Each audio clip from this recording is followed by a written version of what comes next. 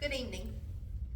Tonight I want to try to persuade my audience that school violence mirrors the society that we live in. The influences that our children today are facing not only come from parents and peers, but from television, social media, movies, and the streets. According to the National Center of Education Statistics, during the 2019-2020 school year, 77% of public schools recorded that one or more incidents of crime had taken place. That equals 1.4 million incidents. This translates to a rate of 29 incidents per 1,000 students.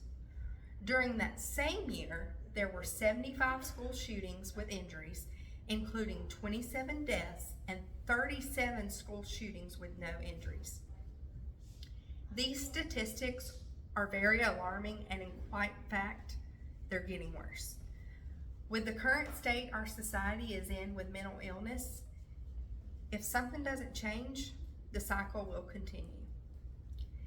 If there are drugs and violence in schools, there are drugs and violence in our society. If our welfare systems, our jails and prisons are overflowing, our schools reap the havoc of the affected children.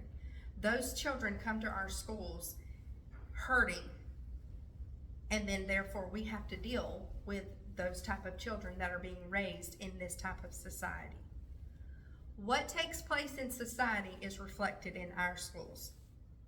As our children take with them to their various places of learning, not just their laptops, not just their book bags, not just their pens, pencils, paper, those sort of things, but they carry all the baggage that they are carrying from their home and from their community that they're growing up in.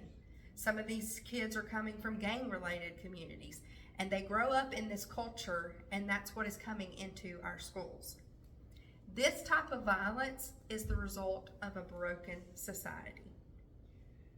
Schools must do all that they can do to provide security on their premises and prevent weapons from entering the building.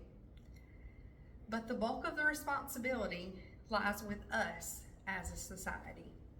The violence our children take to school is learned from parents and the community which they live. All the high walls and security in the world will not solve problems in our schools if we as a society still believe that violence is a legitimate way to resolve our differences. Just look at the mess our world is in today. We have people fighting one another over things, and they turn to violence. You may be walking down the street and bump into someone, and it makes them go off, and here you go, you're shot just because you bump into someone. Folks have turned to violence to solve all their problems. But we as a society, we can never fix these problems if we still think that violence is going to solve those problems.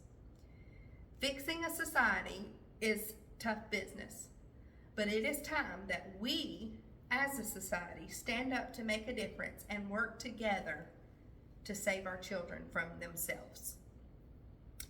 It is said, if a child is trained, when they are old enough, they will not depart. I understand at times that there will be those who will not adhere to that training. However, but if we, the adults, do what is right and spend time training our children, what we are seeing amongst them, I am sure, would not be so prevalent, because our present day society plays a part in the behavior that we are seeing amongst our youth.